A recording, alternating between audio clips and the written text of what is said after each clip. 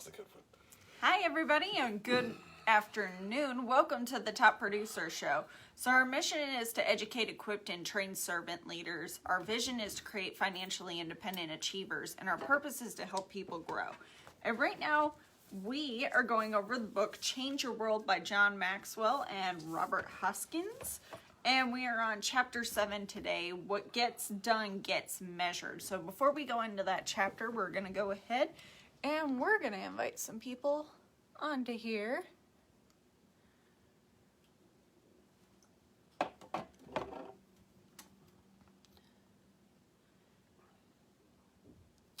we're coming to you a little later in the day than what we normally do. We were actually on our way back from the gym last night, and we saw these poor people who were stuck in the driveway of an apartment complex and couldn't get out. So we had a moment, so we're like, you know what? It was like 3 a.m., 3:30 a.m., almost 4. And we're like, you know what? We should probably get out and help them. So we were out and we were able to help everybody get out of that situation. It's kind of the nice thing about driving a tank is we never get stuck. So we were fine. We actually Yeah, if don't you're looking mind for a going vehicle to get around in the snow, the Acura is a good one. Yeah, the Acura MDX. Like, this sucker handles like a champ. Yes. Oh, who do you have? Oh my. So, but it was good that we were able to stop and help these people because I don't think there was anybody else for them to call, so we're able to help them out. I have to get this baby Fuzzy. She just clawed me. I'll take her. The meow is going to do the show. Yep. Okay, so what gets done gets measured. Measure what matters. I've heard this in real estate. I've heard this in sales. I've heard this in recruiting. And if you absolutely want to lead, you're going to need to measure. It says recently, I went bowling with some friends. It was so much fun. Even though I hadn't bowled in 40 years, my friends laughed as they watched me roll ball after ball, gutter after gutter. Maybe we would remove the bowling pins since John's not going to hit them. So obviously you've got to, no way, I will hit them eventually, replied. Meanwhile, I did. I even got a strike, and everyone stood and cheered for me. One even took a photo of the lane with all the pins gone just to text it to me to make sure that I knew I had done it. He goes on with this story. So who's keeping score is the question. Life's most persistent and urgent question is, what are you doing for others? Dr. Martin Luther King. That's a really good question. Like, what are you doing for others, and can it be measured? He goes into a couple long stories. People experience a far greater sense of belonging and more sustainable well-being when they're connected with the efforts in the moment with a larger influence on others. So basically, go help other people and things will get better. Go help other people and your life becomes more meaningful. Because a lot of people are like, well, it just doesn't seem, this doesn't seem to matter and that doesn't seem to matter. That's because everything you're doing is for yourself. As Grant Cardone says, it's because you're selfish. And you're like, yeah, but he goes, there you are talking about yourself again. Every time you mention you're going back to self rather than, who can you focus on helping? He goes on to say, people are like, well, how do I help? Who do I help? He's like, you can Google it. There's tons of places and tons of people who need help. Measuring transformation, we measure what we treasure. I mainly heard this inside of, the inside of sales is actually the first time measurement came up was actually in track and field. They're like, what we're going to do is we're going to practice running these times. And guess what they did? They measured the time to see if we were getting faster, slower. They measured, the oscillation, which is the amount of times your legs go to, how many steps you're doing.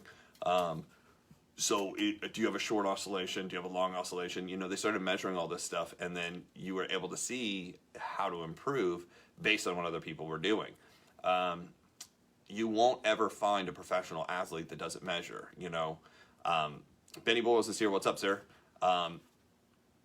you're not going to find any professional athlete, you're not going to find really any professional in almost anything that's not really going to measure, or at least have some measurement of what they're doing, especially in sports, especially in sales. You know, Grant Cardone says he looks at the numbers several times a day to see where people are at, to be able to kind of gauge, you know, do I need to do a sales meeting? Do I need to push? Do I need to help? What do I need to do?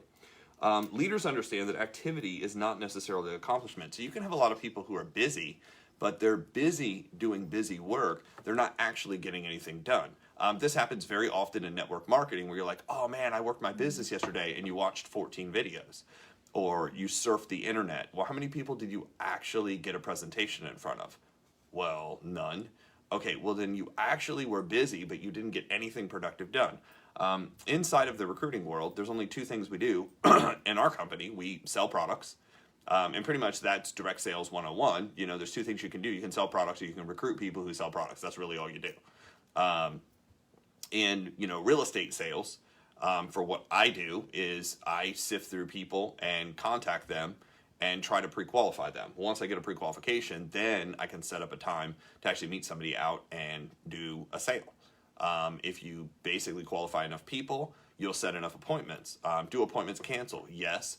I don't track cancellations. I track how many people who are going to show up. And I know based on how many people who are going to show up, how many people are going to eventually convert. It takes about 4 people out to be able to get one. And then it takes a couple sales to make sure somebody follows all the way through. And I do new home sales.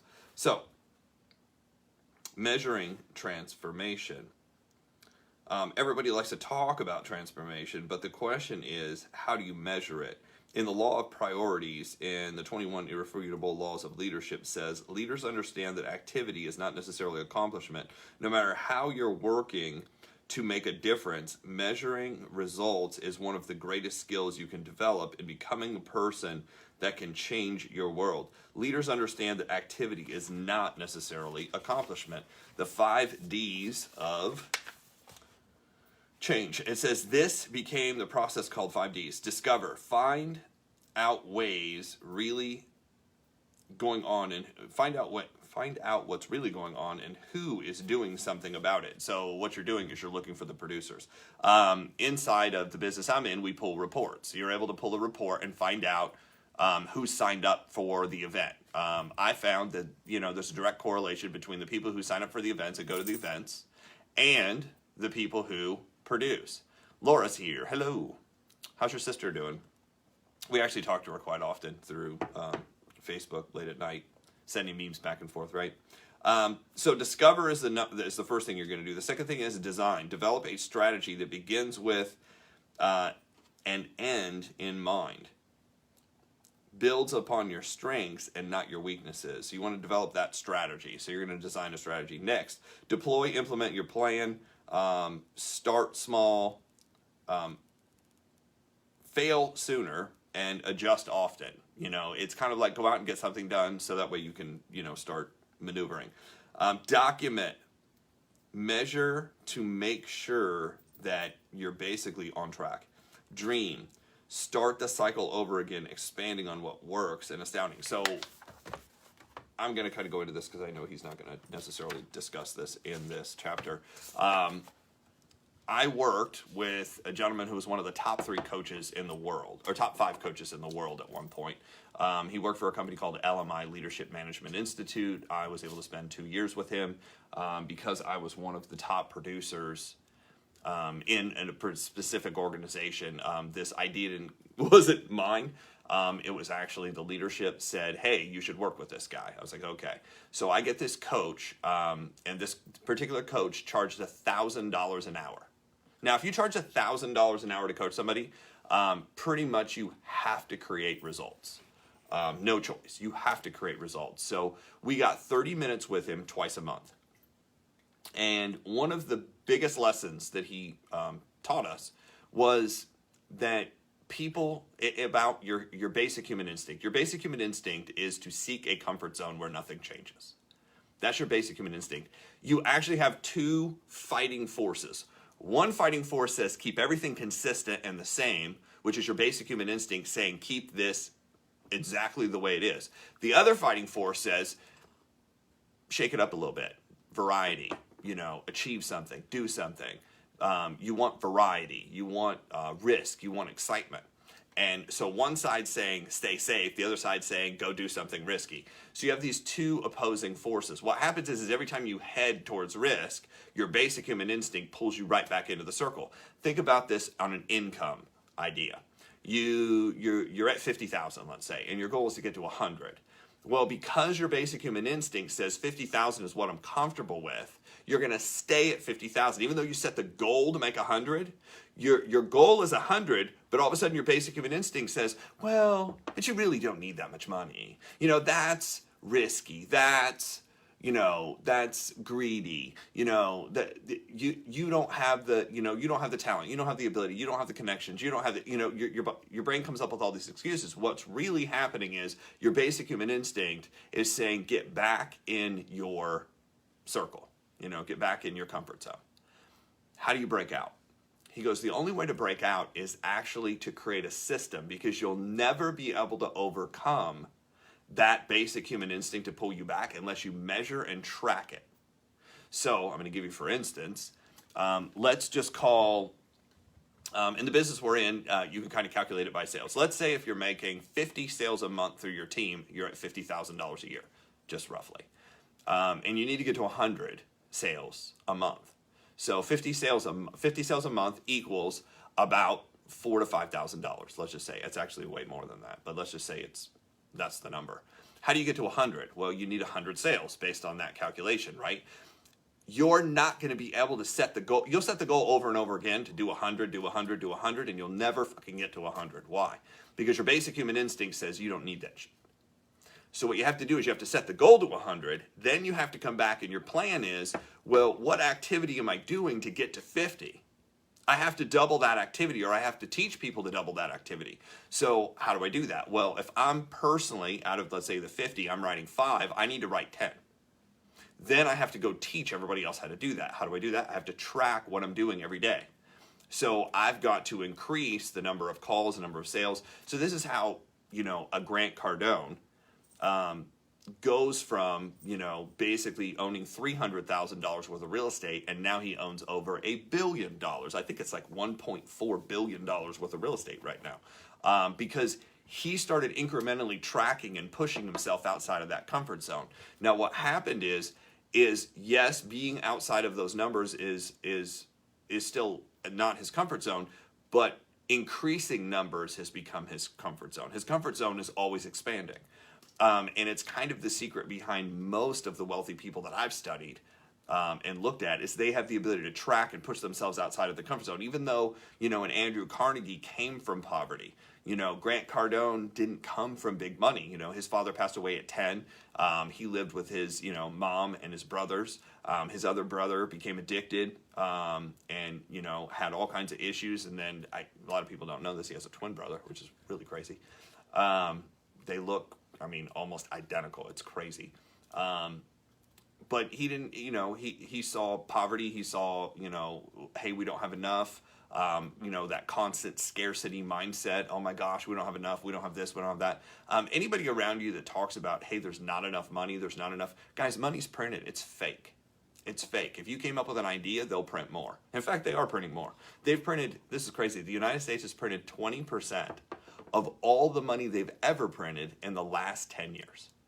In the last 10 years, they've printed 20% of all the money that's ever been printed in the United States. And the dollar is worth less every time they print money. So a lot of people don't understand, basic economics, and most people don't understand basic math, which is why it's so hard for people to get wealthy. Because if you can't do basic math and you can't do basic numbers, and you don't understand those things, you're kind of at a disadvantage. So no matter how dramatic the end result, good to great transformation never happens in one fell swoop. That was Jim Collins. Jim Collins, good to great. So let's take a look at each one of these that Rob goes over. Discover. Rob says research is the key that opens doors to transformational outcomes. But don't let the term research put you off. Research is simply discovering the truth. It lets you know where you are, what you're dealing with, and how you need to make adjustments. For example, when you discover your bank account is overdrawn, you need to basically stop spending money, but you need to know what to stop spending money on. It's good to slow down and ask the right questions, which is also important. It says during the discovery, you're learning how to reach the goal you're trying to achieve. So research reveals what's really going on.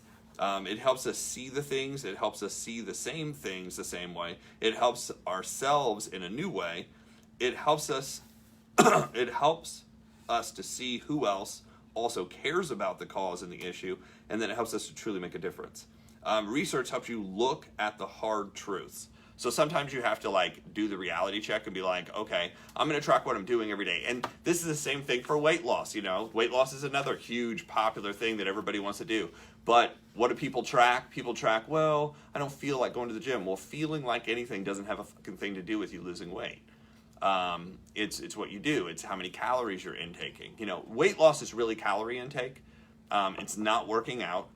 It's not exercising. It's calorie intake. Because here's the thing. You can't outrun your fork.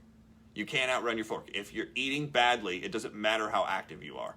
You know, with the exception of, you know, if you're a long distance runner, there is a point where you're expelling so much energy that it does not matter what you eat. You can't take in enough calories to beat it. But if you're working a job, that's physically not possible for most jobs. You know, it's just the way it is. And you know, the only other thing that can kind of come in there is your body chemistry. If your hormones are off, you can have a really hard time. Most people's hormones are shot. Most people's adrenals are shot because of, you know, what they do to themselves and the drinks they're putting, you know, the caffeine intake or the other substances that they're taking. You shoot out your adrenals are drained, your cortisol goes up. When your cortisol goes up, it's physically impossible, basically, to lose weight. A lot of people don't know that. Lack of sleep increases cortisol. So if you're not sleeping well, your cortisol goes up. If you're nervous, your cortisol goes up. If you're anxiety, your cortisol screws you in a lot of ways. When we argue with reality, we lose 100% of the time. So you have to be, you know, semi-realistic when it comes to this stuff. You're like, okay, I'm not doing what I'm supposed to be doing. The fastest way, and again, we've said this many times on the show, the fastest way to success is a mentor. It's easier to sit down with somebody who already is successful and go, what the hell do I do? Versus you trying to figure out what the hell to do. If you try to figure it out yourself, most of the time you're going to lose. Research helps you know who to work with, because a lot of times you're like, okay, well, who is the best in the field that I need to learn from? Versus who's trying to tell me what to do, right? So second, design. It says when Bill Gates decided to give the majority of his fortune away, it was to try to fulfill a transformational mission. Actually, it was because he was absolutely hated. If you remember, you know, going back, he actually, you know, was sued by the government for antitrust. He had bought up and pissed off enough people where the government had to get involved and basically shut him down, which usually isn't a good thing. It says everybody deserves a healthy, productive life is what he, you know, goes into. He actually said this at the same time. He said vaccines were the most profitable thing he's ever seen and ever done. It was the most money he's ever made. And he's like, it's amazing. So obviously you can see what he focused on. He was a big philanthropist because it paid the most. It says, I see confusion, objectives, mission. Okay, anyway. I see confusing objectives with missions all the time. The mission is directional. The objective has a set of concrete steps that you're intentionally engaging upon to a continual end. Ideas are easy. Execution is everything. John Dewar. So describe the reality of where you are based on the discovery process. Identify your target of where you want to be and when you've completed when you want to complete your plan. To the best of your ability, identify all the steps that will be needed to get to that current reality. Identify the people, partners, and resources, and give yourself an aggressive yet realistic time frame. You will probably not be able to come up with any of this without a mentor. because your plan is not going to be right because you don't have experience usually in what you're doing. And I'm talking about in business. Most of the time, if you're starting out in a business, if you want to do, I don't care if it's Amway, Tupperware, Avon, Mary Kay, I don't care if it's the newest company, the oldest company, you're going to set out with your own ideas. Well, your own ideas have been pre-programmed by TV, which is the media, and the school system, and those two entities do not want you to succeed. And I hate to say it that way, but that's the easiest way. They do not want to. It's not built for you to succeed. It's built to trap you. And we can go into depth on that sometime, but this isn't the time. So, basically, you have to make a plan with somebody who's already figured their way out. Deploy. There's a danger we need to avoid once we've created a plan for making a difference, and that is thinking we're done. We can spend way too much time researching and planning and neglect to actually get started and do something. Peter Drucker, one of the greatest analytical designers in the world, warned us about this in his book, The Effective Executive. One either meets or one works. One cannot do both at the same time. So he's talking about the people who get together. I've got good friends, and they have meetings all the time. It's always a meeting. It's always sitting around talking, and they don't ever do shit. I mean, like project after project after project after project after project. Hey, let's have a meeting. Hey, let's get together and have a beer. Hey, let's sit down. Let's talk. Let's gather people. Nothing ever gets accomplished. A lot of great people, a lot of great networking. Other people's businesses do well, but they haven't been able to seem to put it together to be able to make money from what they're doing. One either meets or one works. One cannot do both at the same time. So really good lessons. Get out there and do it. Document. Rob and his team really shine when it comes to tracking their progress and documenting the results they have. So this is something that I continuously do inside of direct sales and networking. I always focus on what? I focus on how many people are getting in front of a presentation, because in the end, that's really how you're going to get paid. Well, people are like, how many contacts did you make? I'm like, I don't know. Well, how many people did this? I don't know. I only focus on how many people I actually physically had a conversation with, walked all the way through, and made it happen. What's up, sir? Absolutely. So, document what you're doing, track what you're doing. The fastest way to do that is find out what successful people track and then go track it. In God I trust, and all other things, all others must bring data. So he's like, I have faith that I'm going the right direction if I believe in God, but when it comes to everybody else, yeah, you need to prove it by the numbers. How many people did our plan impact? How many people did our plan change? What specific differences did change make? Why did the change occur? So, I have failed more than I have succeeded, and it's on everyone. It's on the ashes of those failures that all my successes have been built. So you're going to go out and basically go after it, and it's not going to work out every time. A lot of times it falls apart. In the book Tripping Point by Malcolm Gladwell, I keep saying his name wrong. I always say Gladys. Malcolm Gladwell asserts that an idea spreading like a virus after it reaches a certain small percentage, that point, he wrote, is critical mass. So he's talking about a growth cycle of how things work. An idea spreads after 10% of the people adopt it. So you have to get that first 10%. That first 3% buy-in are the super early adopters. They're the ones who are nuts. Basically, you got to go convince some crazy people first, and then all of a sudden you get enough crazy people involved, and then like some normal regular people get involved. And once there's enough normal regular people, in direct sales, it's 100 people in a room. I've seen this happen several times. Once you get to 100 people in a room, your average everyday person's like, ooh, something must be going on here. Like, most people can't gather 100. Like, it's actually true. Most people cannot gather 100 people. If you tried to gather 100 people at your house, well, I mean, right now we have snow in the Midwest. You wouldn't even get 2 people at your house. But like on a sunny day, on a weekend, it would be hard to bring 100 people to your house. Most people have a hard time doing that. The people who can bring 100 people to their house, who have that influence, who have the connections, who have the network, would be the ideal people to work with in business because they can already do it. If you want to build a business, you have to learn how to do that. And that is extremely difficult to figure out how to do. Last, he talks about the dream. It says when you've documented your progress by gathering information and you figured out where you're succeeding and what you're failing at, you are ready to basically come full circle. And now it's time to dream and build it bigger and build it larger, rebuilding and redefining what you've done. Your progress will give you the momentum to go through the cycle again.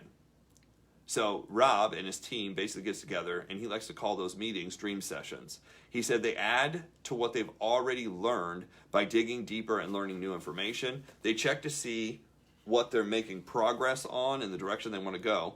They make sure they're still operating in reality and the things haven't changed so much that they need to change something they're doing. They create a round table with basically their core group to help create phase 2 of the plan, and they dream bigger and do it all again and again. This leads to transformational version 2.0. Transformation is a process, not a destination. So he goes on, this cycle, bigger and better each time you do it. So each time you do it, it's going to grow. It's going to have more people. And that's kind of the whole objective of direct sales and network marketing. You're trying to build an organization. How do you build an organization? Well, you keep bringing on people and bringing on people, and you keep expanding the room, and the room gets bigger, and you have more and more leadership. And the idea is to teach them how to spin off and create their own room. And their own room is kind of the equivalent of multiple offices. You want to build satellite locations in all these different places and then basically run an organization that runs 24/7, 7 days a week, 365. Imagine, having a sales force that works, you have enough people in your sales force where every single day there's a sale made, every single day there's a commission that comes in, every single day there's a check that comes to you. That's kind of the big dream objective. It's going to take work. Now, a lot of people sell it on the idea that you can get enough people where you don't have to do anything. That is 100% incorrect. So that is what we have. Measure what you do. Measure what's important. What to measure and how to measure usually is easily figured out by having a mentor. Once you have a mentor that can teach you what to focus on, what the numbers need to be, then you're pretty much good to go. What else? I think you covered it all. So with that is what we have for you guys today. If you haven't yet, you want to go to the Top Producer Show Facebook page and join us there. And also go follow us on YouTube. Each one of these videos is going to be uploaded to there. So that way, if you guys would like to go back and rewatch this, you are more than welcome to. So with that is what we have for you guys today. And we will see you tomorrow. Taco Tuesday.